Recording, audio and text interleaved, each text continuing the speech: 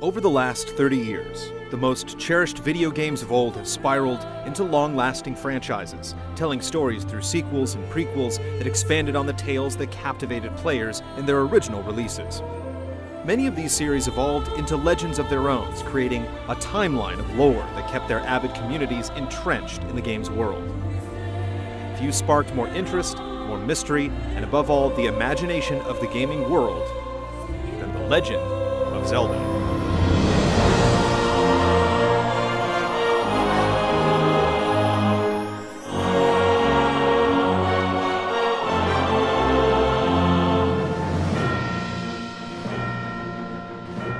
This tale began back in 1987 with the release of The Legend of Zelda for the NES. It went on to become a landmark for many reasons, but its plot wasn't among them. The only story elements came in the form of a brief text paragraph that explained you were on a quest to save Zelda from an evil being known as Ganon. If you managed to delve into the game's manual, you were treated to a bit more narrative, like why Ganon, wielding the Triforce of Power, invaded Hyrule, seeking the Triforce of Wisdom. When Zelda caught wind of the invasion, she dispatched her nursemaid Impa to find a hero valiant enough to save Hyrule, but not before breaking the Triforce of Wisdom into 8 fragments and hiding them. Link eventually claimed these fragments and saved the kingdom and its young princess.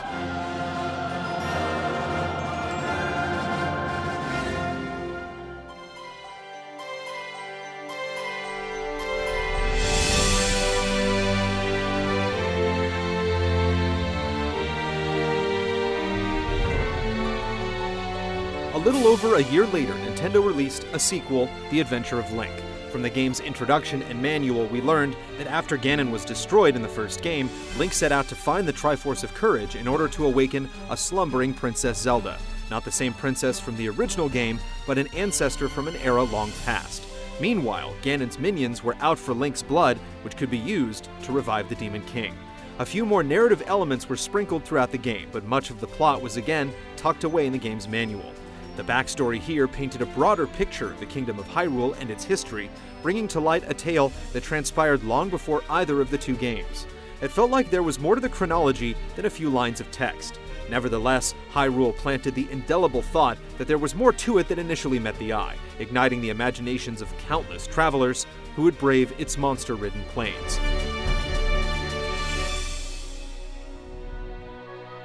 The next game in the series proved to be a catalyst. It broke the serialized nature of the franchise and was branded as a prequel.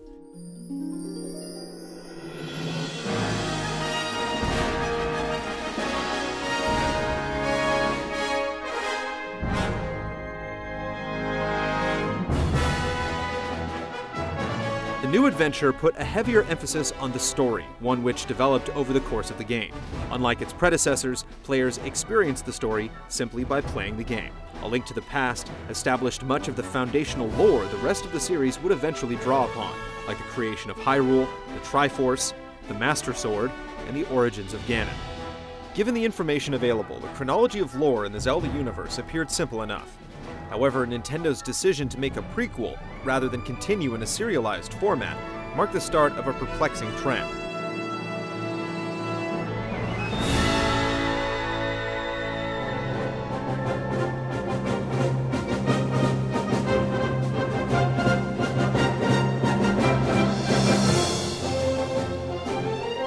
Zelda took a departure from the norm in Link's Awakening. While it did little to expand upon the Hyrule lore, it was a touching side story that gave us a rare glimpse into Link's personality. The legendary hero had set off to hone his skills after defeating Ganon in A Link to the Past, but on his return voyage, a maelstrom destroyed his ship. Link washed ashore on the mysterious Koholint Island, where a young girl named Marin rescued the lad and nursed him back to health. The girl bore a striking resemblance to Zelda, one of the game's few connections to the rest of the series. Link learned that the only way to leave the island was to wake the Windfish, a protective deity slumbering inside a giant egg atop the island's tallest mountain. However, Link's freedom ultimately came at a high price. The entirety of Koholint was but a dream of the windfish, and awakening the creature would spell the end of the island and all its inhabitants. It was an emotional tale with a depressing conclusion that remains one of the most memorable in the series. Though Link's awakening was more of a side story, it potentially held an important clue for theorists to piecing the series together. The ship that Link was sailing on bore a striking resemblance to the ship introduced in later games, suggesting those games might share a connection. Distant association through shared imagery like this later formed a good number of the binding threads that eventually pieced the games together.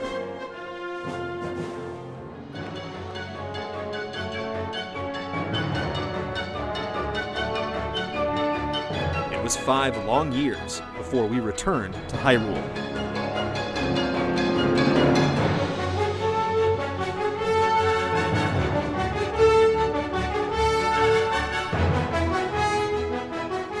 In 1998's Ocarina of Time was presented as an origin story, chronicling the events that had been partially described in previous games.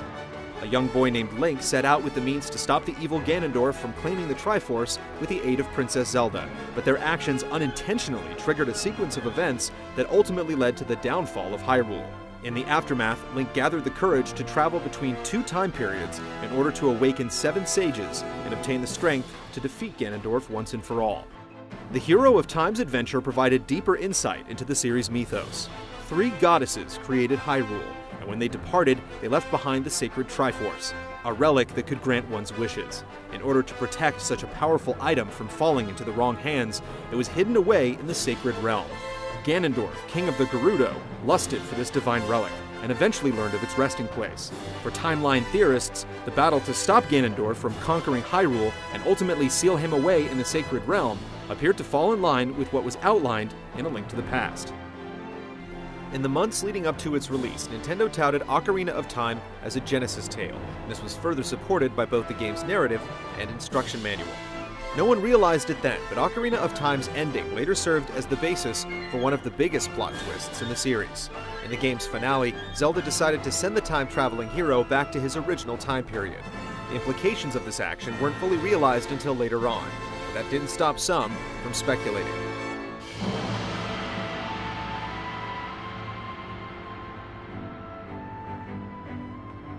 Given the facts, it wasn't difficult for fans to piece together the timeline.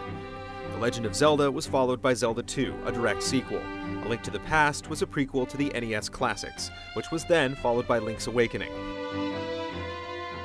In an interview conducted in Nintendo Power, series creator Shigeru Miyamoto revealed what he had deemed to be the official order of The Legend of Zelda. This remark flew in the face of what fans had speculated. For the first time, there was controversy amongst those who believed in an established timeline, and this one quote would spark a decades-long debate about the tales of Hyrule. The plot would soon thicken.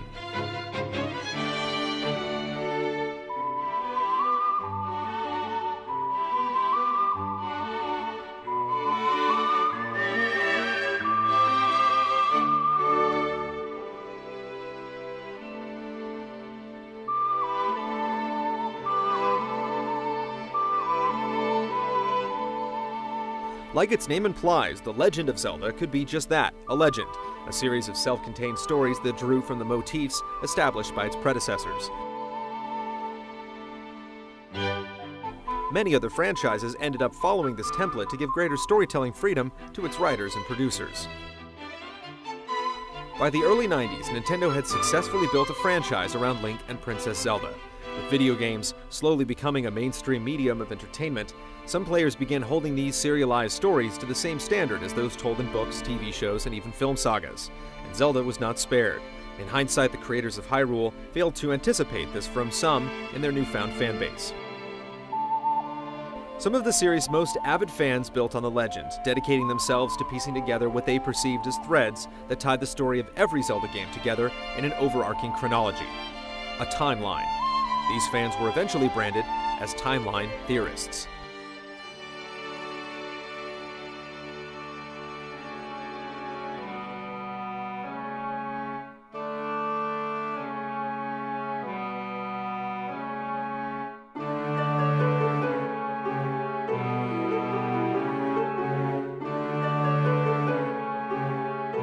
2 years later, Nintendo released a second Zelda game for the Nintendo 64, Majora's Mask. The opening sequence of the game revealed that several months after Ocarina of Time, Link was drawn into an alternate dimension called Termina, while searching for a friend. This strange world was being terrorized by the Skull Kid, a mischievous forest imp from Ocarina of Time who had stolen a mask, granting him incredible powers. Link only had 3 days to stop the real culprit, Majora's Mask itself, before it brought the moon crashing down into the surface. Like Link's Awakening, this direct sequel was more of a side story, but it served as an important clue for theorists who wanted to decipher a potential timeline. Majora's Mask took place after Link was returned to his original period by Zelda at the end of Ocarina of Time. This suggested to theorists that the events that led up to the point where Link was sent back in time were erased from history and were replaced by what transpired in Majora's Mask.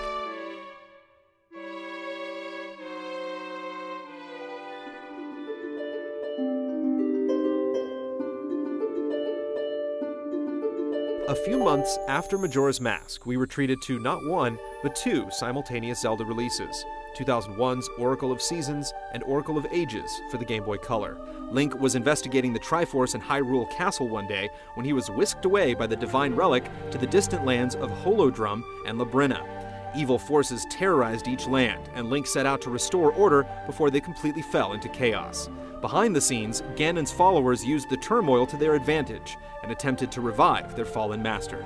Many elements within the game's story pointed towards other games in the series, like the ship in the ending bearing an uncanny resemblance to the one in Link's Awakening, and timeline theorists sprang into action.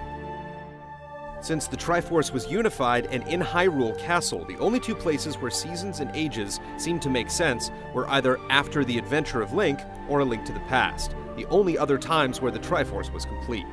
Since the game's placement in the theorized timeline was far from conclusive, it strengthened the case against the existence of such a timeline. Many believed that Nintendo was just making up the chronology as it went along.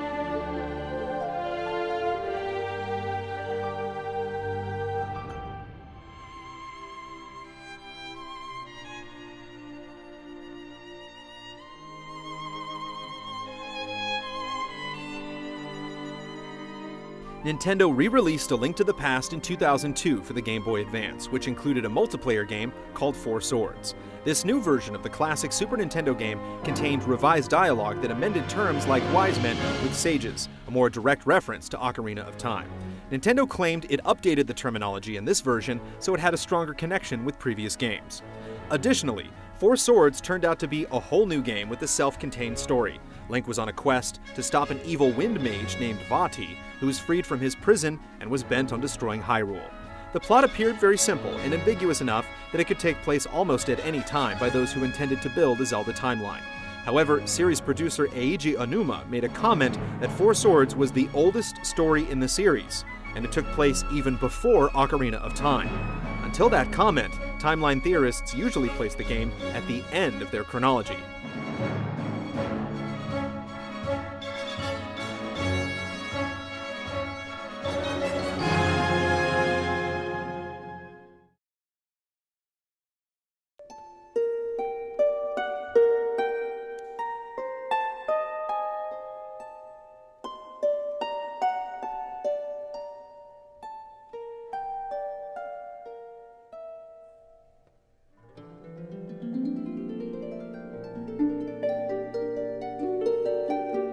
Back in the 80s, it never occurred to some game developers that their games would spawn ongoing, narrative-driven franchises. Stories always took a back seat to the gameplay and mechanics that created some of the most classic gaming memories. While some franchises began following a single unified canon, Nintendo was uncompromising when designing for its flagship adventure game. For Shigeru Miyamoto and his team, the world you were playing in was far more important than the reason you were playing in it. Series canon was an afterthought to the game concepts that would power each new Zelda release. Following this philosophy, Link was redrawn for a new generation, bringing a tidal wave of new lore that forever altered the stories Zelda timeline theorists had grown to love.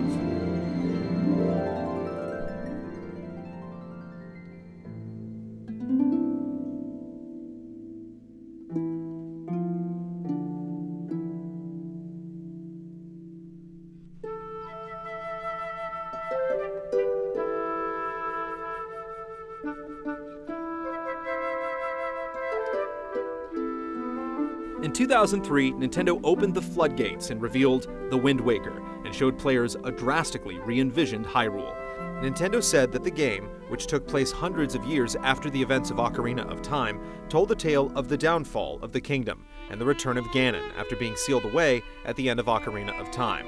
Rather than let its proud lands fall into the hands of evil, the gods of Hyrule instead decided to submerge it in a great flood. Several generations later, Ganon used the Triforce of Power, broke free from his prison below the waves, and sought the means to unify the Triforce and make his dark wishes come true. A new hero was born, and along with Zelda's descendant, rose to stop the evil menace. In the end, the Triforce washed away the remnants of Hyrule once and for all, and brought what appeared to be a conclusive end to the ancient kingdom. The finale was a confusing twist for timeline theorists. Ganon was defeated when Link thrust the Master Sword into his head, and the blade was washed away in the Dark Abyss along with the rest of Hyrule. With the kingdom submersed in water, it was tough to rationalize it as a setting for future games. Some theorists speculated that there would be a game in the future that would fill these perceived plot holes. Others had a more radical theory.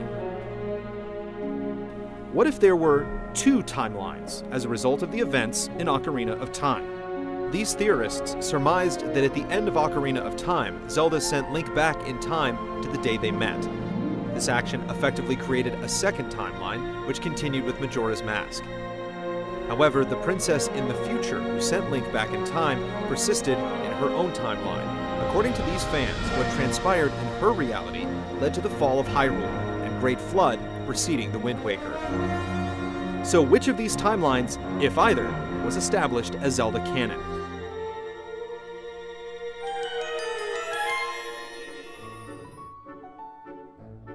An interview with the minds behind The Legend of Zelda proved to be elusive. Eventually, they were questioned on the series canon following The Wind Waker, in which they confirmed there were indeed two parallel timelines in the Zelda universe. However, most of the development team only spoke Japanese, so their remarks had to be translated into English.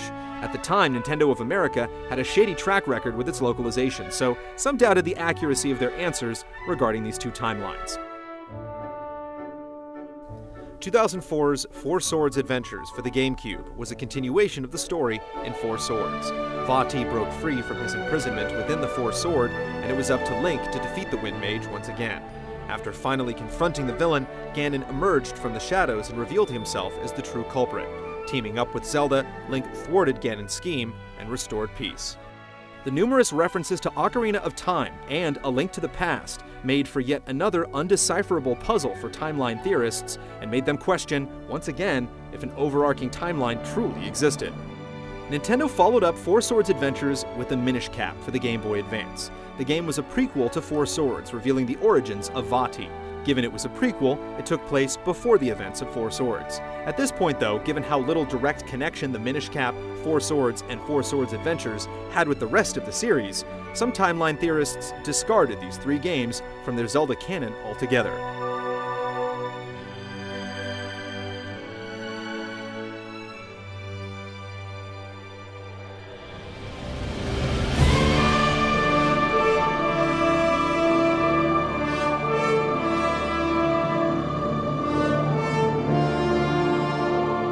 The ongoing Legend of Zelda took a dark turn in the events of 2006's Twilight Princess.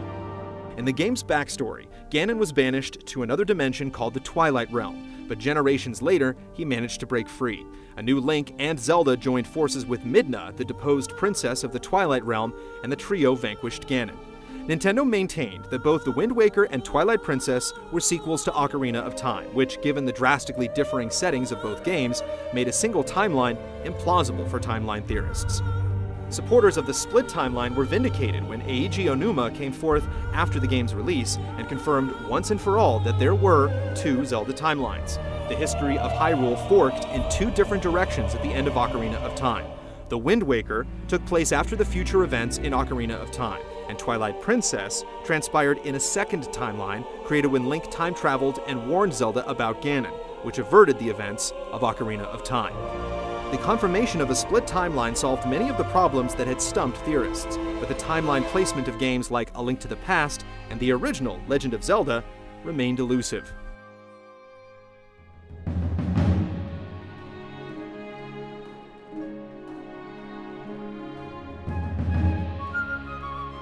Nintendo brought the flooded Hyrule timeline back into focus with its next two releases. 2007's Phantom Hourglass was a direct sequel to The Wind Waker, where Link and Zelda were in the middle of their journey to find a new land when they came across a mysterious ghost ship. While exploring the ship, the duo was drawn into a mysterious world which was being threatened by an evil being called Bellum. Link ultimately rescued Zelda and saved the day. Eventually, they returned to their own ship and continued their quest to find a home, which was the setting of the next adventure. In 2009's Spirit Tracks, we learned that the crew finally found its way to a new land and christened it a New Hyrule. Several generations passed and a plot was hatched to free an ancient evil shackled by the magical spirit tracks that dotted the land. A new Link and Zelda rose up to take on this foe called Alidus, and they ultimately defeated the demon and returned peace to the New Hyrule. For the first time ever, Nintendo was continuing an arc through multiple direct games, and their placement was easy to discern. Those who followed the events of The Wind Waker were rewarded with an ongoing tale atypical for the series. But the trend was short-lived.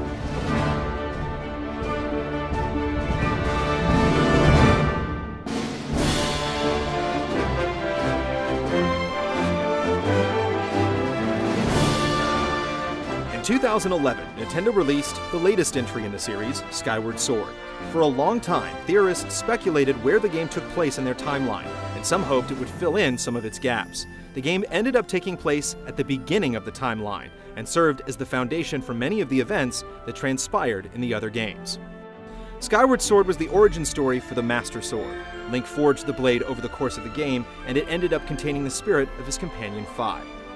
Skyward Sword shone some light on key mysteries. For starters, it was revealed that the main antagonist, Demise, was the precursor to series villain Ganon. Demise promised his spirit would endure and that he'd be reincarnated. We also learned that there was a goddess named Hylia, who after a great war sacrificed her divine powers and became the mortal Zelda. This explained why the long line of those who bore the name Zelda had divine powers and guarded the Triforce.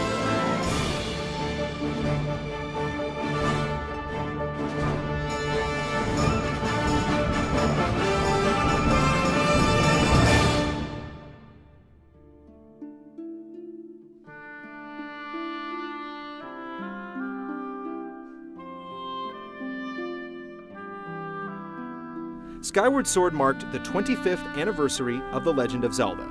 To some, the games were classic stories of a damsel in distress, but to Zelda timeline theorists, it was a mythology that spanned thousands of years and alternate realities.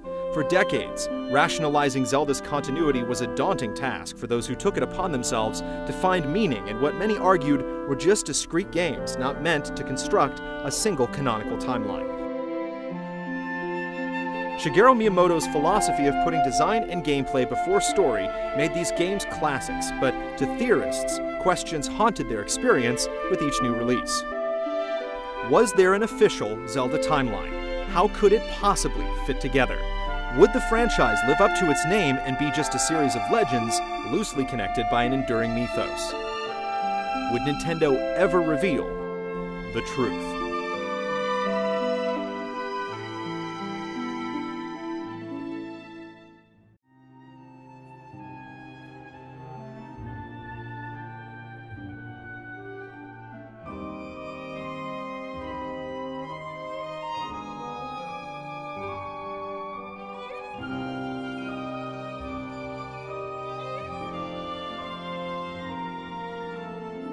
Prior to the release of Skyward Sword, Nintendo went on record several times stating there was an official Zelda timeline.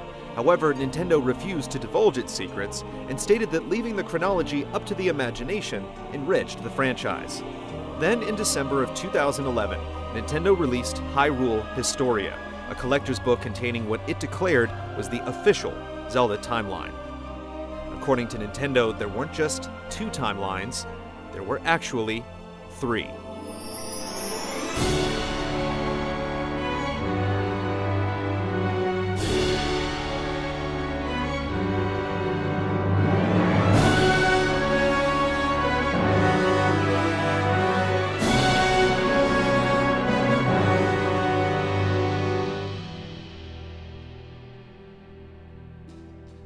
The official timeline began with the events in Skyward Sword, the adventure where Link and Zelda defeated Demise and established the Kingdom of Hyrule. The game laid the foundation for several of the games that followed. After Skyward Sword, the events of the Minish Cap and Four Swords took place. These two games were ultimately little more than side stories, which was ironic, considering they posed a problem for those who tried to piece together the timeline in the past. The question that remained was how the Minish Cap and Four Swords served as sequels to Skyward Sword. If you recall, at the end of Skyward Sword, Link and Zelda decided to settle on the surface where they established the Kingdom of Hyrule. However, the kingdom founded at the end of Skyward Sword was under constant attack by monsters. Nintendo decided that the backstory of the Minish Cap served as the basis for this time period. The Minish Cap and Four Swords also established two important elements: the forging of the Four Sword and the origin of the Wind Mage Vati, both of which reappeared later on in Four Swords adventures. The missing thread in the puzzle was the link between Four Swords and Ocarina of Time.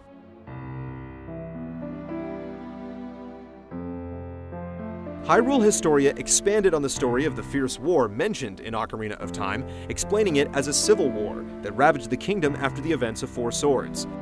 A king eventually came forth and reunified the nation, setting the stage for Ocarina of Time. Ocarina of Time was where things got interesting. Earlier we mentioned that according to Zelda theorists, the game served as the focal point for their split timeline theory, creating two parallel realities. The split was created when Zelda sent Link back in time. However, in Hyrule Historia, Nintendo revealed that Ocarina of Time was the basis for the creation of a new, third timeline.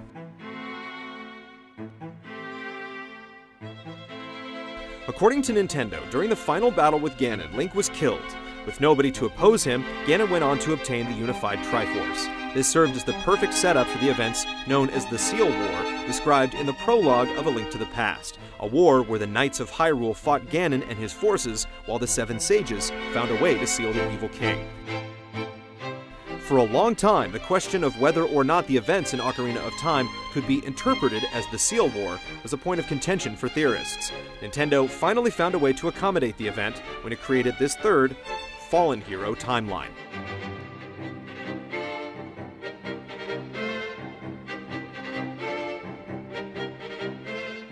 The Fallen Hero timeline followed up Ocarina of Time with the events of A Link to the Past, the Oracle games, Link's Awakening, and finally the original two NES games.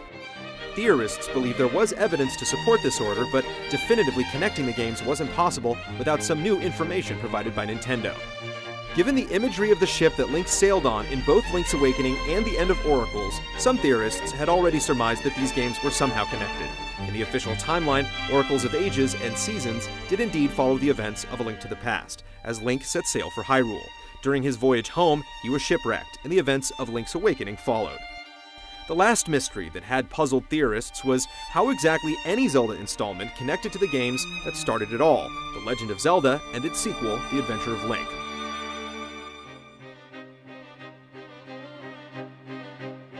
Nintendo provided a backstory in the manual of The Adventure of Link that outlined the events that transpired long before the NES games. However, this backstory was never intended to have any connection to the prequels that followed.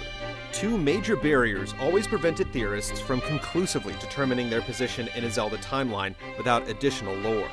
How was the unified Triforce split up in The Legend of Zelda? And how was Ganon able to return? Hyrule Historia didn't offer a proper answer to these questions, but the backstory of The Adventure of Link was reworked to serve as the connection between these two time periods. Sometime after A Link to the Past, the King of Hyrule was forced to split up the Triforce, leaving only the Triforce of Wisdom and Power with the royal family. The Triforce of Courage was hidden away within a distant palace.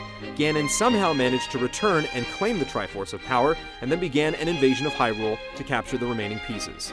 This then led into Link's quest to reunite the Triforce of Wisdom and defeat Ganon in The Legend of Zelda.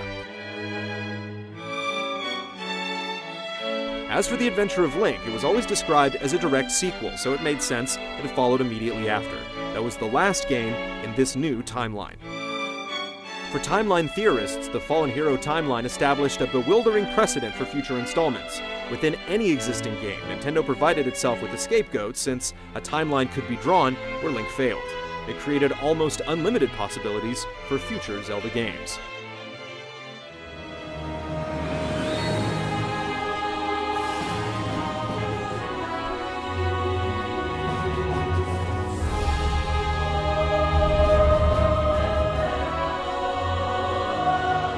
other two timelines were the direct result of Zelda's actions at the end of Ocarina of Time, something Nintendo had already confirmed in an interview conducted after the release of Twilight Princess.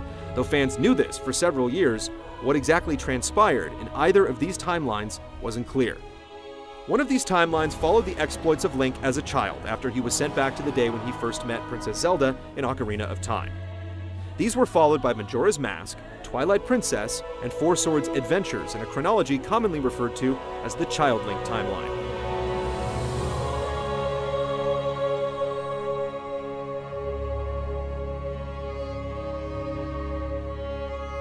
The name isn't a reference to the appearance of Link, but rather that this continuity began after Link went back to his childhood in Ocarina of Time. What came next was no surprise, given that Majora's Mask was always labeled as a direct sequel to Ocarina of Time that involved the same incarnation of Link. The placement of Twilight Princess after Majora's Mask was also expected, given that Eiji Onuma's quote that stated Twilight Princess took place after Majora's Mask. Twilight Princess gave theorists a conclusive ending to this Child Link timeline as it culminated with the slaying of Ganon, but a missing piece still existed: Four Swords Adventures. Hyrule Historia told the story of how this game directly followed the events in Twilight Princess. Most puzzling was that Ganon appeared in both games, yet was slain at the end of Twilight Princess. According to Nintendo, the Ganon in Four Swords Adventures was an entirely new entity. Being a new character, this Ganon had no recollection of his predecessor's ambitions, aside from his lust for power. He manipulated Link and Zelda into freeing Vati from his imprisonment within the Four Sword. With the heroes occupied trying to contain the Wind Mage, Ganon rose to power, but in the end, Link and Zelda ultimately sealed him within the Four Sword.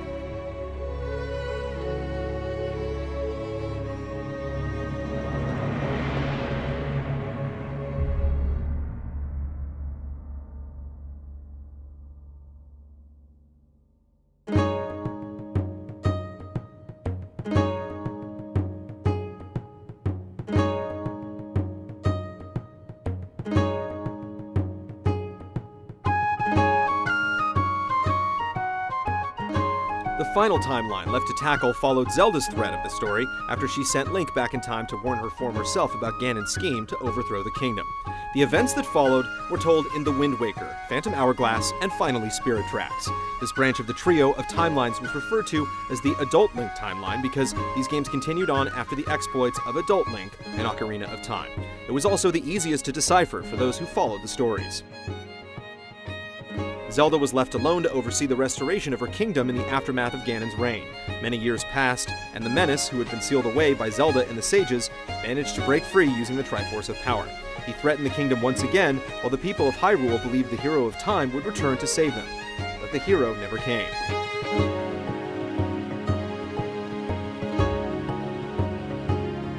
These are the exact events described in the prologue of The Wind Waker, which culminated with the gods sealing Hyrule and Ganon below the sea in a great flood. Link's adventures across this great sea followed, and from there the subsequent games made perfect sense. Phantom Hourglass and Spirit Tracks were all part of a single narrative thread that began in The Wind Waker. These direct sequels chronicled the quest of Link and Zelda as they set out to find a new home. Hyrule was destroyed at the end of The Wind Waker, and the duo set out and established a new kingdom. Phantom Hourglass was a minor detour in their journey, while Spirit Tracks was set in the land Link and Zelda eventually colonized. This new Hyrule wasn't likely to see the return of Ganon, the Triforce, or the Master Sword. This faraway land provided a fresh new start for the lore of the series, for Hyrule Historia stated that the bloodlines of those tied to the ancient kingdom were growing thin, so going forward, a new history would be spun.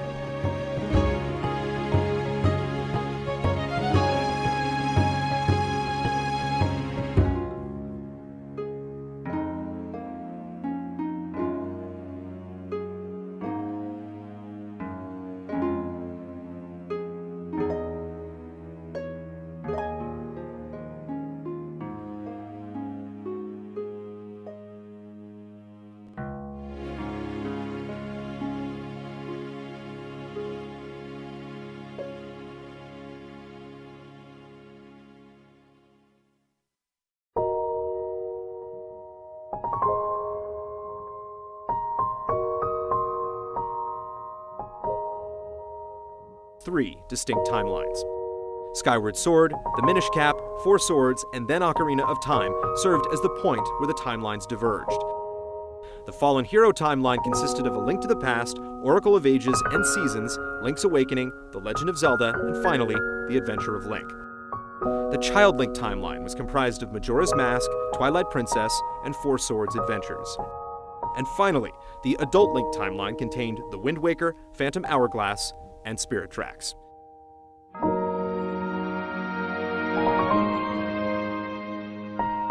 The official Zelda timeline was 25 years in the making. Sorting it out was a tall order, but just imagine how difficult it was to decipher the truth, relying solely on the games, manuals, and occasional cryptic interview.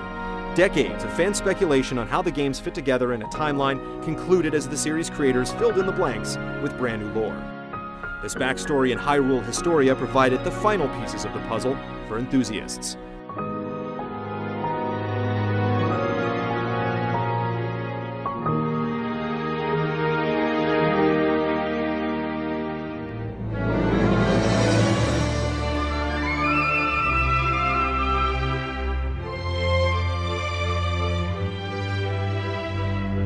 Since 1986, The Legend of Zelda's timeline wove an intricate series of threads that created its own subculture of fans, unlike any other franchise in gaming history. It could be argued that its final canon was pieced together by both its creators and fans alike.